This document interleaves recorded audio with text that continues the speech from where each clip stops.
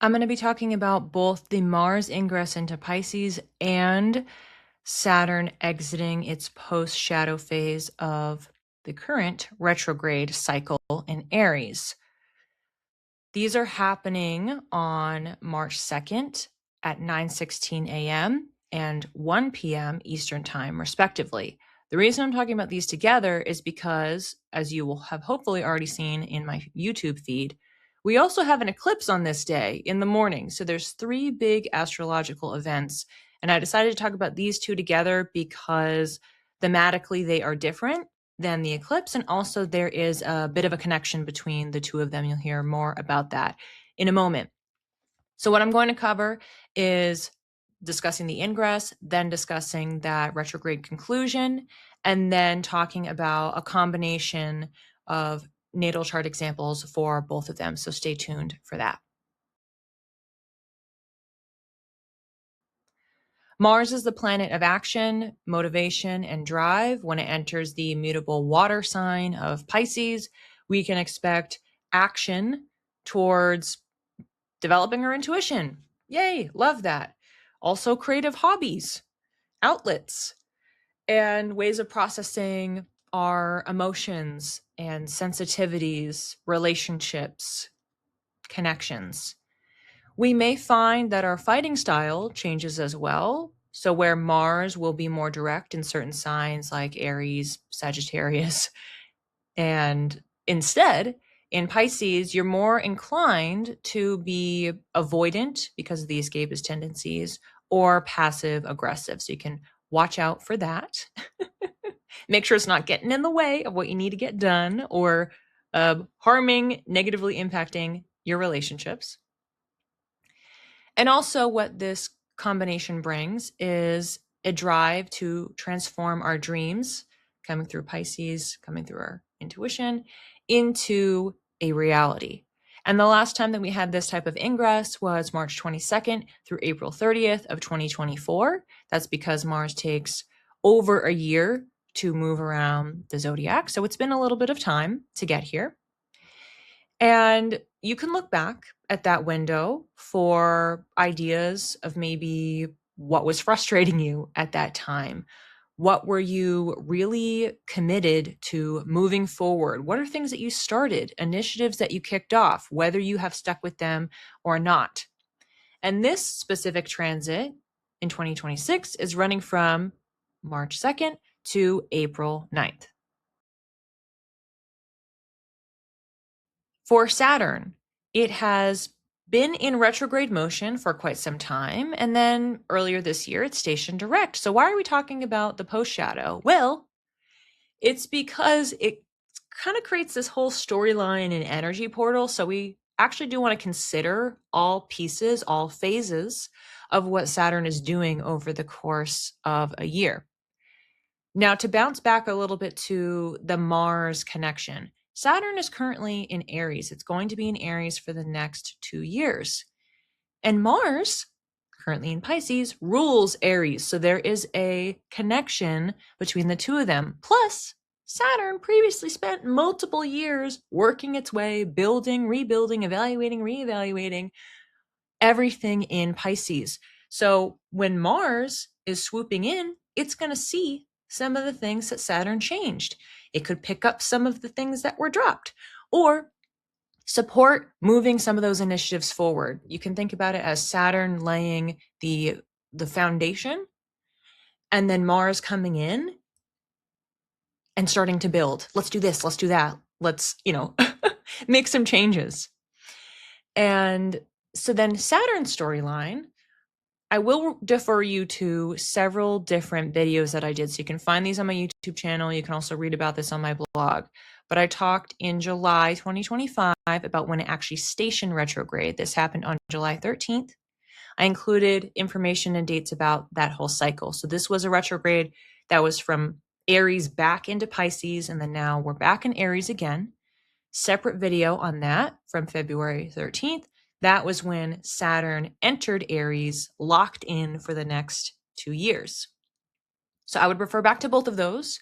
And also in both, you'll hear me explain in more detail, but on the high level, Saturn is a planet of maturity, retrogrades being about healing. And when you have a Saturn retrograde, we're taking a critical eye. We are really, really reviewing, and we are rebuilding, as well as testing out the structures that we have set up and looking at the boundaries. So personal, professional, wherever this is happening in your chart, boundaries.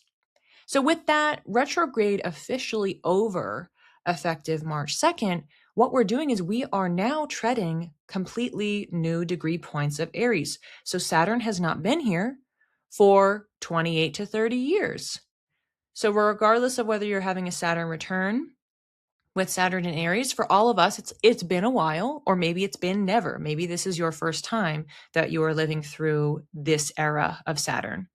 So it's going to be focusing on putting those boundaries in place, making adjustments, destroying things, breaking things down, cutting rid of what's not working. Again, more on that in my other videos. But to really wrap up so we can understand, because this is an opportunity to reflect, we can say, all right, well, what was Saturn's journey over this past, in this case, 11 months? The pre-shadow for this whole cycle started in early April of 2025. That was at 25 degrees, 9 minutes of Pisces. And now this chapter is finally coming to a close with the post-shadow ending. And this is going to start up again. So the next pre-shadow is going to be coming in late April. So this chapter is coming to a close at 1 degree, 56 minutes of Aries. The next chapter is going to begin at the end of April, and it's going to start all over again. So we have this chunk of time where it's just fully moving forward, nothing being folded into a larger storyline. It's just what progress can be made, what can we be checking, improving, modifying, and reestablishing, taking more seriously. For the natal chart examples, I'm going to be talking about a couple different combos, and that's because these are happening in different signs. And so I'm operating off of a whole sign system, so you can see where you fall in there. But if you have the Mars ingress happening in your 9th house, the Saturn post-shadow ending in your 10th house, then the storyline that's kicking off today is your wanting to take action, wanting to develop that intuition, wanting to take steps to make adjustments, to reconnect with what's your belief system. Maybe you're planning a trip. I'm going to pull the trigger on that trip. I want to book that. Lots of different options there. We're moving the needle forward in how we are connecting to the world at large around us and our understandings. This information can inform what we are establishing as far as boundaries or our new reputation. How are we building and rebuilding how we are known? How are we shifting the arc of our career? That's the work that Saturn is doing over the next couple years. And the information, what we initiate, what we gather from those Martian efforts can then be translated, especially when we have Mars meeting up, bringing that information with it, and we have that connection, and then it moves on down the line. If we are looking at the 11th house and 12th house, then that means that Mars is looking to meet new friends, connect to new communities, take action on social media, collective action. So maybe getting together, getting out in the world, could be protesting. That also could tap in there as well. Also could be reconnecting with friends. Maybe there's people you've lost touch with. I'm going to reach out to them. I'm going to initiate. So that's happening. We're seeking out connection. And then simultaneously, Saturn is, let's look around at the dark corners. What's our undoing? Where are we getting in our own way? How could we make sure that we have systems and support in place to nurture ourselves, to make sure that no stone is left unturned? How are we self-sabotaging? Let's stop doing that. What's our comfort level with being alone, spending time alone, in direct contrast to the work that Aries is doing? So when we are connecting with new people, if we want to have these work together, maybe we're making a choice. Maybe we're being selective about the type of communities that we're joining because we know what Saturn is trying to build.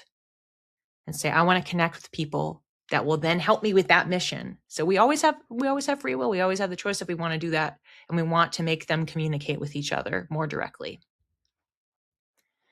And then we have fourth house and fifth house. For fourth house, it means we're taking action as relates to family, home. So it could be, let me sell my home, let me improve my home, demolition, design my home, whatever it is. I am researching, I am talking to my family, I'm uncovering my ancestry, I am starting up some hobbies or practices that relate to my culture, my origin story. I'm going through photo albums, like whatever it is, some sort of a decision, choices, practices that you are implementing, trialing. And then right next door, we have Saturn going through and looking at what's your relationship with play? What is your relationship with creativity, with your inner child? How can we put barriers, boundaries up? How can we protect? How can we nurture that inner child? How can we lend some structure to make sure that we are spending the time, Saturn, that we need to self-nurture, to express, to have outlets? And maybe if we want to, we can link them together and we want to say, well, something I want to self-express about, I want to think about my childhood. I want to be taking actions and I want to fold that in. If we want to do that, if we want to make that choice, we can. Otherwise, we're just knowing that these are two chapters that are kicking off in this period of time, right at the bottom of our chart, in an area where we are really thinking about what's private, what is part of our roots, and part of our core essence of how we are and how we function, and then being able to really do something with that that's meaningful. Make sure to check my schedule on Insight Timer. I have a lot of upcoming classes in March. We have multiple astrology talks. So I did pre-record some of these, but I'm going to be doing part 1 on Wednesday, part 2 the following Wednesday.